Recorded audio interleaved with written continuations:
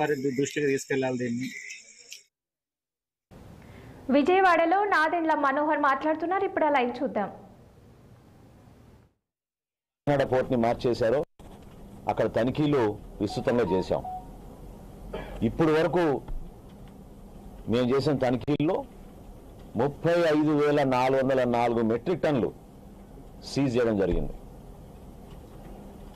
ఈ 35,404 మెట్రిక్ టన్నులు సీజ్ చేసినప్పుడు సుమారుగా చూచాయిగా 159 కోట్ల రూపాయలు దాని విలువ.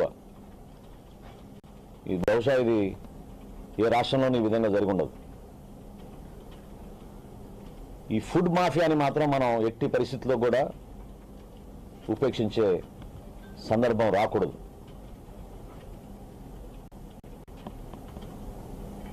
ఈ మాఫియా ఏ విధంగా వ్యవస్థీకరించిందో మన కాకినాడ పర్యటనలో మీరందరూ చూశారు. చాలామంది మీడియా మిత్రులు, అధికారులు కూడా మేము మొట్టమొదటిసారి మమ్మల్ని కాకినాడ పోర్ట్లో గేట్ దాటి మమ్మల్ని రానిచ్చారనే విషయం చెప్పినప్పుడు నేనే ఆశ్చర్యపోయాను. ఒక అడ్డగా మార్చేసి ఎవరిని కూడా దగ్గర రానియకుండా అక్రమంగా పేద ప్రజల డబ్బు దోచుకుని పేదవాడి పొట్టగొట్టి వీళ్ళు ఈ విధంగా ఎగుమతులు చేస్తున్నారంటే ఇతర దేశాలకి ఒక్కసారి మీరు తలుచుకుంటేనే ఆశ్చర్యపోవాలి. ఇది కేవలం కాకినాడ నగరంలో పోర్టు సమీపంలో ఉన్న గోడౌన్స్ వరకే మేము సీజ్ చేసిన విషయం. ఇది 35,404 మెట్రిక్ టన్నులు మాకు అక్కడే దొరికింది. ఇంకా రాబోయే రోజుల్లో ఈ తనిఖీ దాడులు ఖచ్చితంగా కొనసాగుతాయి. అనేక జిల్లాల నుంచి మాకు సమాచారం వస్తుంది. నేను ఒక భరోసా ఇవ్వబోతున్నాను. ఖచ్చితంగా ఆ మార్పు నెల రోజుల్లోనే మేము చూపిస్తాం. పబ్లిక్ డిస్ట్రిబ్యూషన్ సిస్టమ్ ద్వారా ప్రజలకు ఒక భరోసా కల్పించే విధంగా ఎవరు కూడా పొరపాటు చేయకుండా ఏ ఆశయాలతో అయితే కేంద్ర ప్రభుత్వం మాకు 39 రూపాయలకి కిలో బియ్యం మాకు ఇస్తుంటే దాన్ని కష్టపడి సరఫరా యంత్రాంగం ద్వారా 45 రూపాయల 33 పైసలు మాకు దాని ఖర్చు అవుతోంది. ఒక కిలో బియ్యం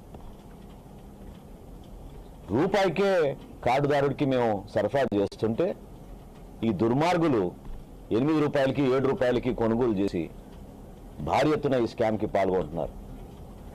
దయచేసి రాష్ట్ర ప్రజలు కూడా ఆలోచించుకోవాలి. మీరు ఈ పొరపాటులో మీరు కూడా భాగస్వాములు కాబాకండి.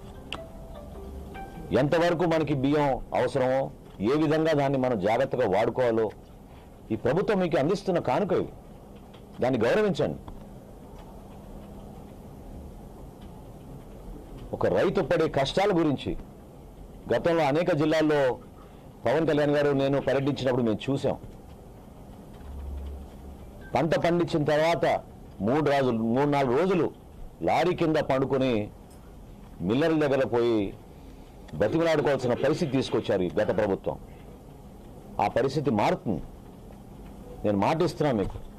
రాబోయే సీజన్లో ఏ మిల్లర్ కూడా తప్పు చేయకుండా, రైతుకి ఎక్కడ ఇబ్బంది కలగకుండా ధాన్యం కొనుగోలు విషయంలో, ఈ ప్రొక్యూర్మెంట్ విషయంలో చాలా పారదర్శకంగా కొత్త టెక్నాలజీ వాడి ప్రతి ఒక్కరికి మేలు చేసే విధంగా మా పౌర సరఫరాల శాఖ నిలబడుతుందని ఈ సందర్భంగా తెలుపుతూ, ఈ 1000 కోట్ల రూపాయలు ఏ విధంగా మేము జిల్లాల వారీగా పంచామో మీకు వివరాలు ఇస్తాను.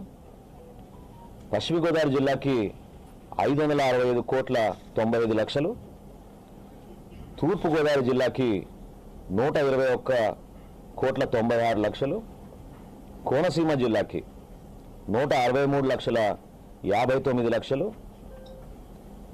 కాకినాడ జిల్లాకి 21 కోట్ల 92 లక్షలు, ఏలూరు జిల్లాకి 119 కోట్ల 96 లక్షలు, చివర్లో బాపట్ల జిల్లాకి 6 కోట్ల 61 లక్షలు.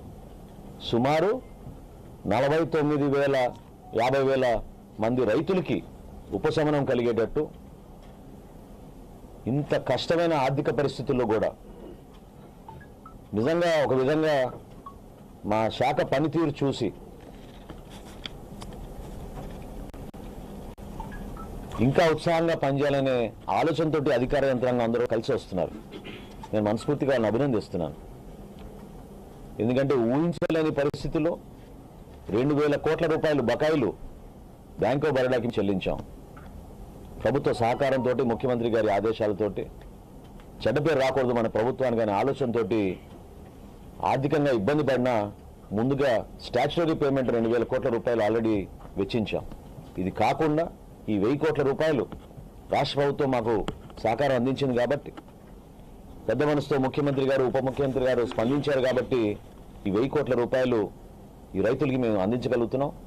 రాబోయే రోజుల్లో ఖచ్చితంగా ఆ బ్యాలెన్స్ 600 కోట్ల రూపాయలు తప్పకుండా కొద్ది రోజుల్లోనే అది కూడా మేము మన రైతులకి అందించే విధంగా మీకు ఒక భరోసా ఇస్తున్నామని ఈ సందర్భంగా తెలుపుకుంటున్నాను.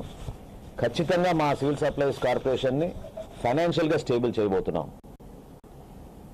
రాబోయే మార్చి కల్లా కనీసం 10,000 కోట్ల రూపాయలు ఈ బకాయిలు తగ్గించడానికి ఒక ప్రణాళిక సిద్ధం చేసుకున్నాం. బ్యాంకులకి చెల్లించాల్సింది ఉంది.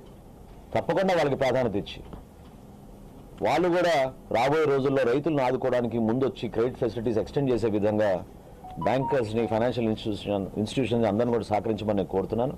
ఎందుకంటే చాలా నిజాయితీగా పనిచేస్తాం. కనీసం 10,000 కోట్ల రూపాయలు మార్చి 31వ తారీఖు కల్లా తిరిగి వాపసు చెల్లించడానికి